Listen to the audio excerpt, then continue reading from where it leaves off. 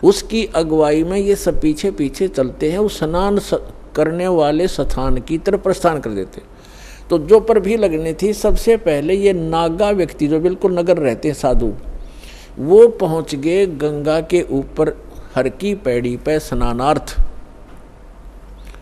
तो जो ही ये सब छा गए उस घर की पैड़ियों पर, हर पैड़ियों पर छा गए, तो उसी समय पीछे से वैष्णु साधु शिवजी, विष्णु जी के उपासक, सतोगुण विष्णु के उपासक वैष्णु संत आ गए वहाँ पर। उन्होंने कहा कि ए नागाओ, पहले स्नान हम करेंगे, आप पीछे आओ, हम श्रेष्ठ हैं और हम सतोगुण विष्णु जी के उपासक हैं, हम प्रथम स्नान करेंगे। अब नागाओं ने कहा कि नहीं, हम सर्वश्रेष्ठ हैं, हम त्यागी और बैरागी हैं, हम वस्त्र भी धारण नहीं करते हैं, हम निवस्त्र रहते हैं, नि इच्छा हैं, हम सर्वश्रेष्ठ हैं, हम प्रथम स्नान करेंगे। इस बात पर वैष्णव ने फिर दोबारा उनको व्यंग कर दिया और करड़ी ढंग से धमका दिया कि तुम काहे के श्रेष्ठ हो, तुम टट्टी के हाथ भी नहीं धोते, सड़ फड़ पशु की तरह नंगे फिरते हो, राख लपेटे रखते हो, काहे के श्रेष्ठ हो, तुम पीछे आओ, प्रथम हम स्नान करें।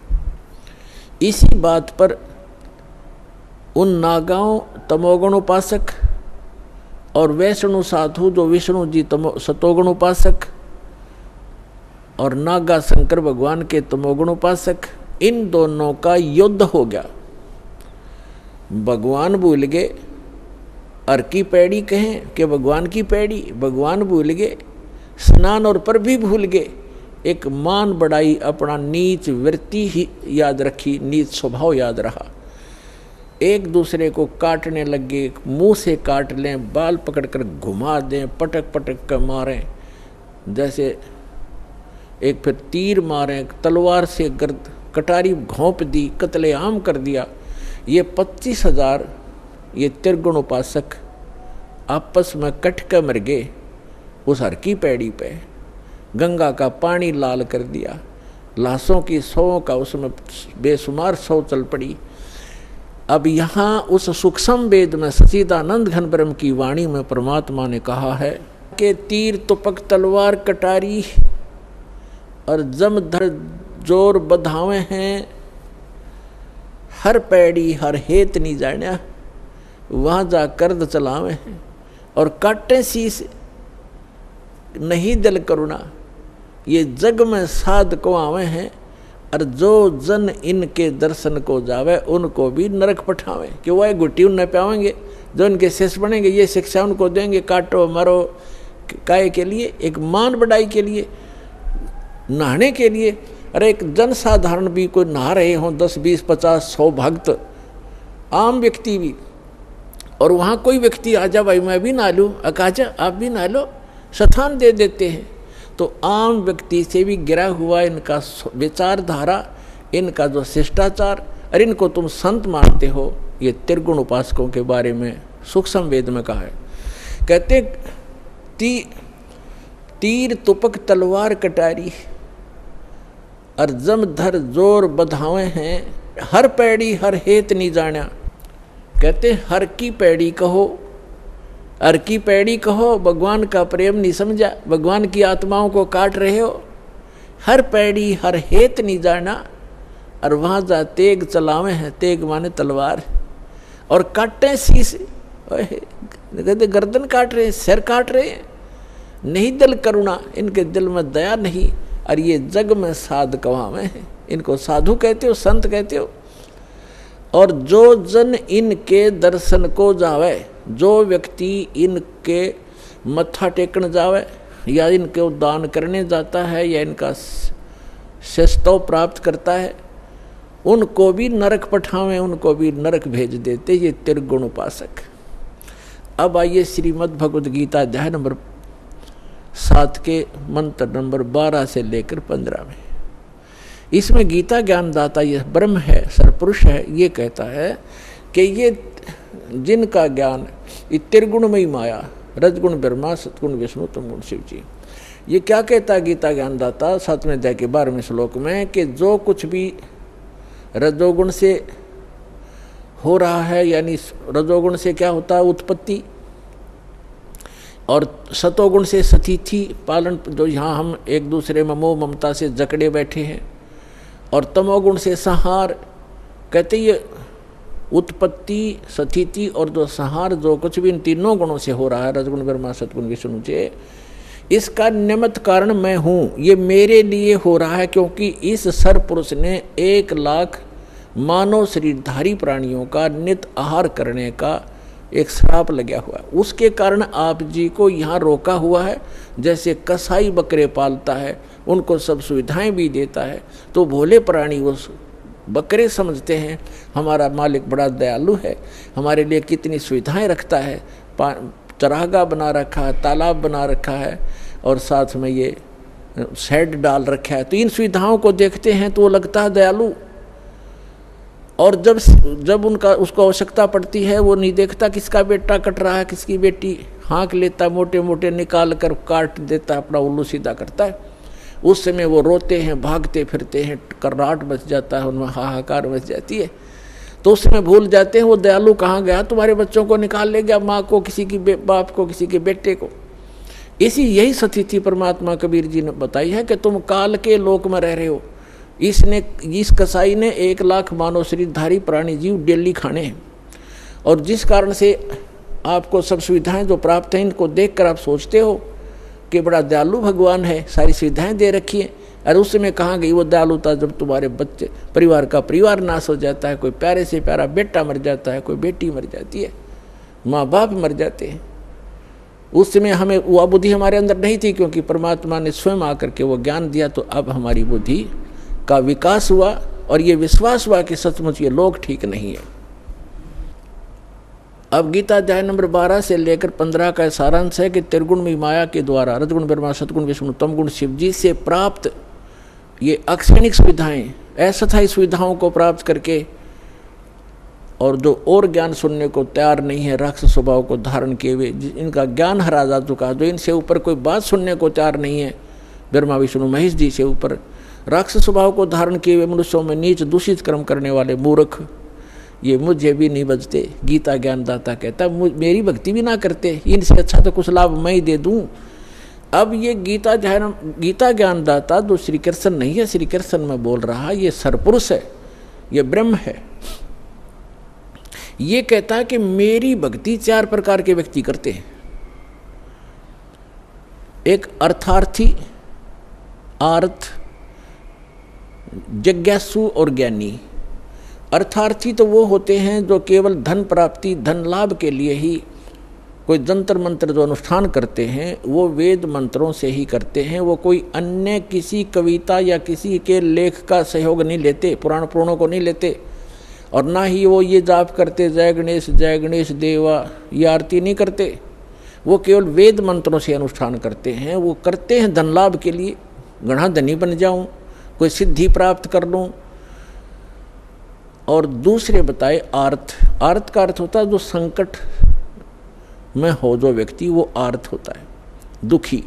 तो वो दुख निवारण के लिए भी ब्रह्म साधक वेद मंत्रों का ही को आधार मानकर उन्हीं से अनुष्ठान किया करते हैं।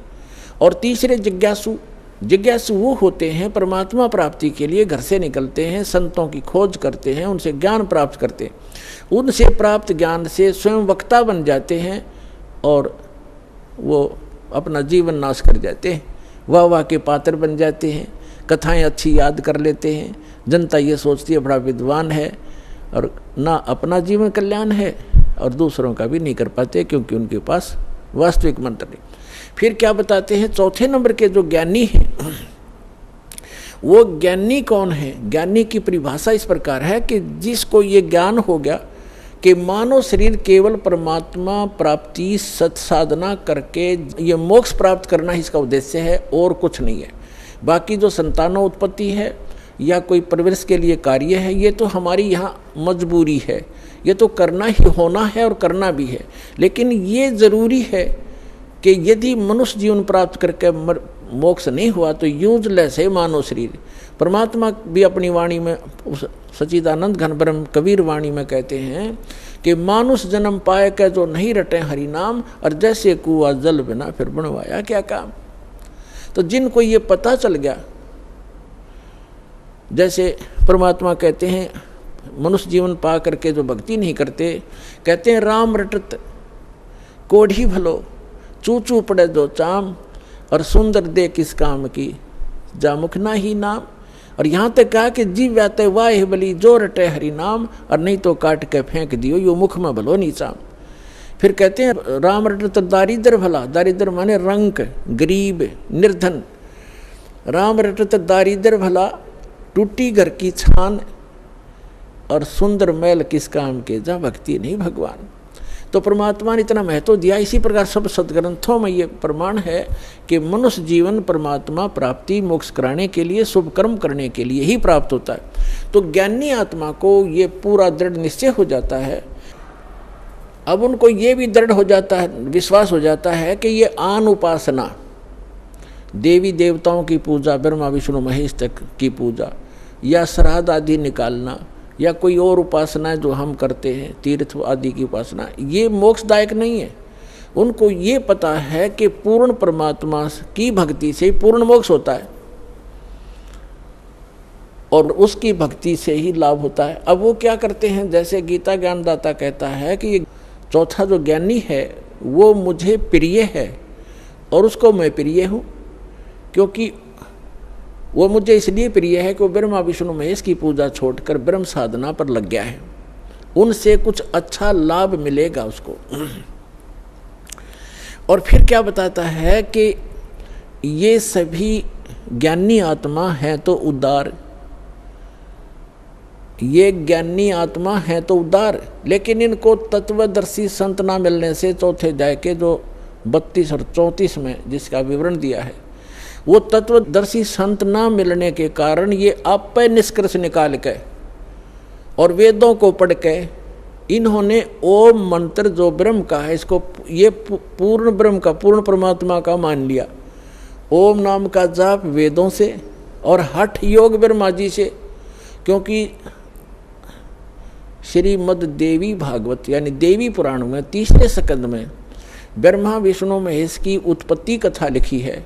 ब्रह्मा जी बताते हैं अपने पुत्र नारद को कि पुत्र, जब मेरी उत्पत्ति हुई, मैं कमल के फूल पर बैठा था और मुझे नहीं मालूम मेरा उत्पत्ति करता कौन है।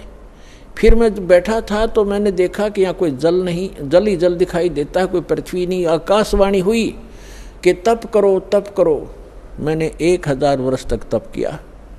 फिर 1000 वर्ष के तप करने के पश्चात कहा कि अब सृष्टि करो, यानी 1000 वर्ष तप करके उसमें बैटरी चार्ज कर दी, सिद्धि आ गई, वो इन्वर्टर चार्ज हो गया ब्रह्मा का, और उससे फिर आगे उस उत्पत्ति शुरू कर दी। फिर जो डिस्चार्ज हो जाए उसकी शक्ति खत्म हो जाती है तो फिर उसको मृत्यु हो जाती है, डाल दिया जाता है नरक में।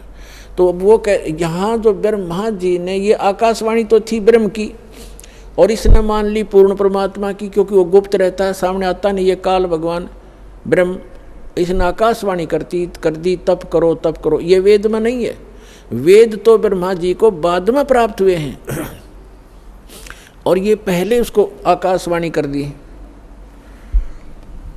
तो ब्रह्मा जी ने वो तप वाली आकाशवाणी मान ली कि भगवान की है। इनको भगवान का पता ही नहीं कौन है, आज तक इन अपने पिता के दर्शन नहीं हो लिए, वो गुप्त रहता। उसने प्रतिज्ञा कर रखी है, साथ में जाके 24 और 25 श्लोक में श्रीमद् भगवद गीता में प्रमाण है।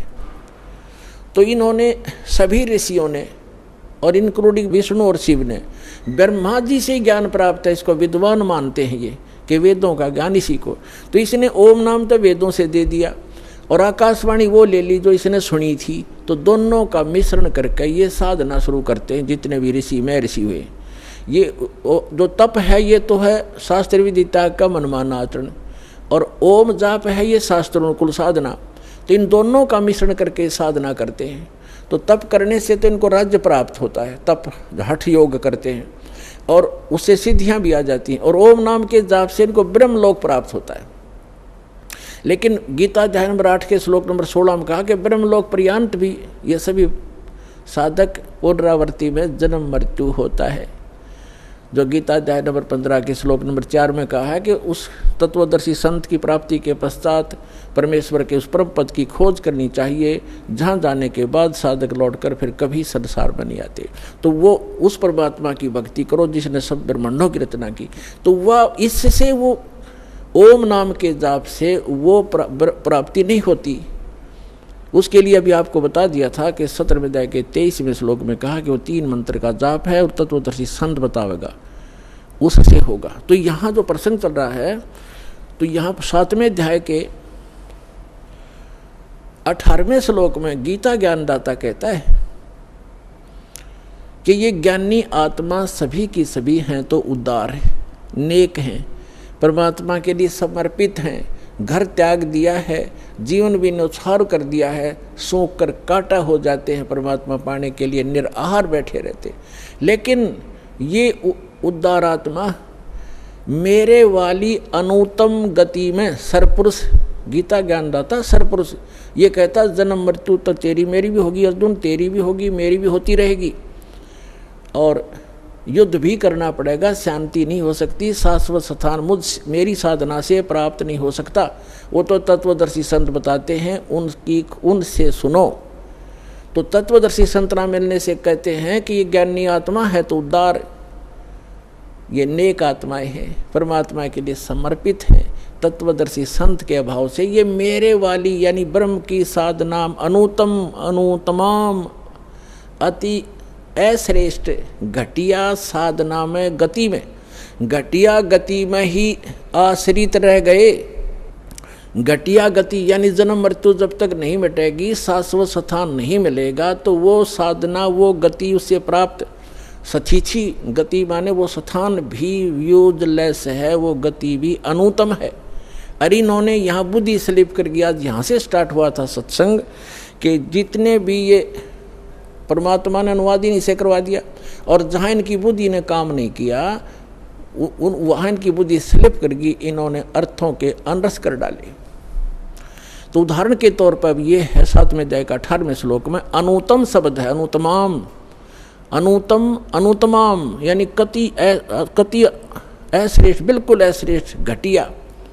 अनुतमाम का अर्थ होता है जैसे उच्चतमम, उच्चतम माने सर्वोच्च, और अनुतमम, उत्तमम तो उच्च होना, अनुतम का कति घटिया होना चाहिए। तो इनने यहाँ कर दिया कि भगवान अपनी साधना को, क्योंकि श्री कृष्ण को सुप्रीम पावर मान रहे थे विष्णु जी को, अपनी को साधना को अनुतम कैसे बताएगा, अश्रेष्ठ कैसे कहेगा, इसलिए इन्होंने शब्दार्थ बदल दिए, अनरस कर दिए। ये कह रहा है कि मेरी साधना भी अनुत्तम है, जन्म मृत्यु समाप्त नहीं हो सकती, युद्ध अर्जुन करना ही पड़ेगा, जहाँ युद्ध है वहाँ शांति कहाँ। तो 18वें अध्याय के 62वें श्लोक में वर्णित वो शाश्वत स्थान और परम शांति इस ब्रह्म की साधना से प्राप्त नहीं हो सकती। इसलिए 7वें अध्याय के 18वें श्लोक में अपनी गति को भी अनुत्तमम अति अश्रेष्ठ घटिया कह रहा है। और फिर तुरंत 7वें अध्याय के 19वें श्लोक में क्या कहता है, बहुनाम जन्मानाम अन्ते ज्ञानवान माम प्रपद्यते।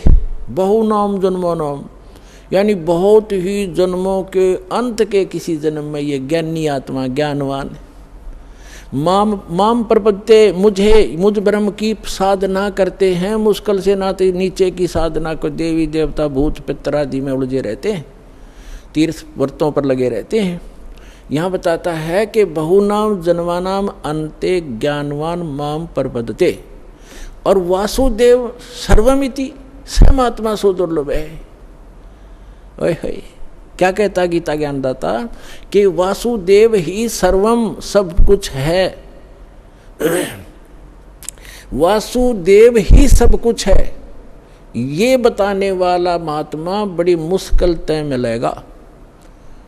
वासुदेव कौन है? वासुदेव का अर्थ क्या है? सर्वव्यापी और सर्व समर्थ, जिसका सबके ऊपर अधिपत्य हो, वो उसको वासुदेव कहते हैं। श्री कृष्ण वासुदेव नहीं थे, वो तो वासुदेव के पुत्र थे, उसके पिता का नाम था वासुदेव। जैसे कोई अपने पुत्र का नाम विष्णु रख ले, क्या वो त्रिलोकीनाथ हो जाएगा?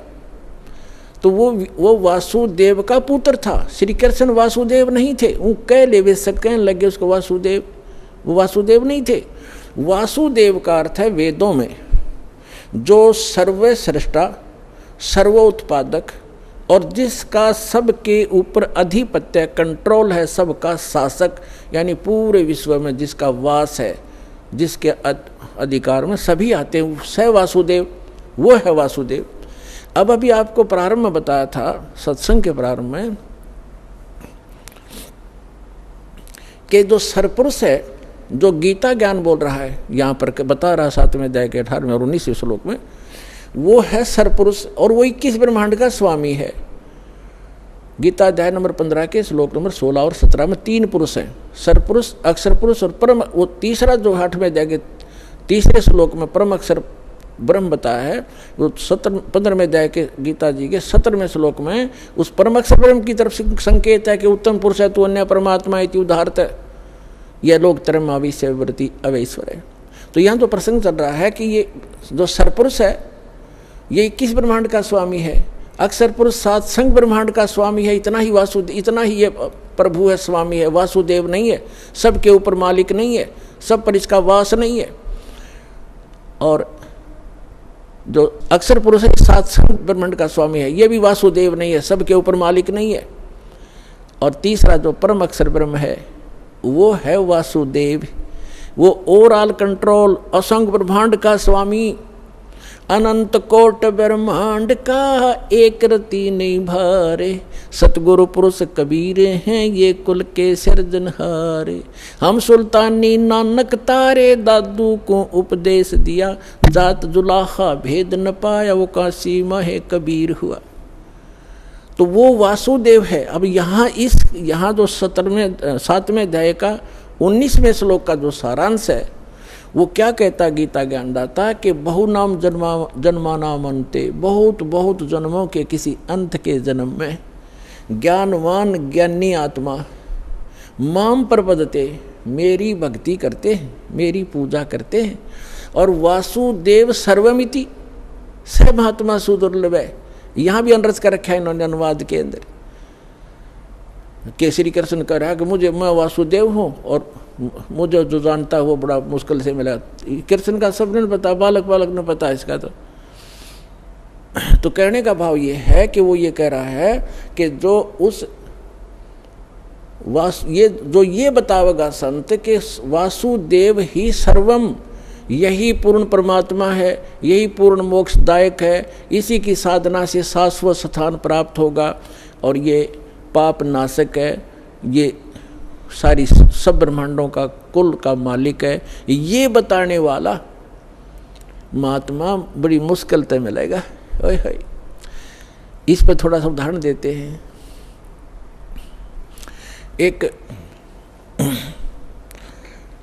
एक जो जैसे परमात्मा का विधान है वेदों में वर्णित है, ऋग्वेद मंडल नंबर 9 सूक्त 82 मंत्र 1, 2, 3 में, ऋग्वेद मंडल नंबर 9 सूक्त 86 मंत्र 26 और 27 में, ऋग्वेद मंडल नंबर 9 सूक्त 54 मंत्र 1 में, ऋग्वेद मंडल नंबर 9 सूक्त 54 मंत्र 3 में, ऋग्वेद मंडल नंबर 9 सूक्त 20 मंत्र 1 में, ऋग्वेद मंडल नंबर 9 सूक्त 1 मंत्र 8-9 में, ऋग्वेद मंडल नंबर 9 सूक्त 94 के मंत्र 1 में, ऋग्वेद मंडल नंबर 9 सूक्त 95 के मंत्र 2 में, ऋग्वेद मंडल नंबर 9 सूक्त 96 के मंत्र 16 से लेकर 20 में और अनेक स्थानों पर ये प्रमाण है कि वो परमात्मा ऊपर रहता है, पूर्ण परम अक्षर ब्रह्म, और वहाँ से गति करके आता है, अच्छी आत्माओं को मिलता है, उनको तत्व ज्ञान से परिचित कराता है, वो कवियों की तरह आचरण करता है और अपनी अमृतवाणी को लोकोक्तियों के माध्यम से, दोहों के माध्यम से, शब्दावलियों के माध्यम से वर्णित करता है। वो सच्चिदानंद घन ब्रह्म की वाणी होती है।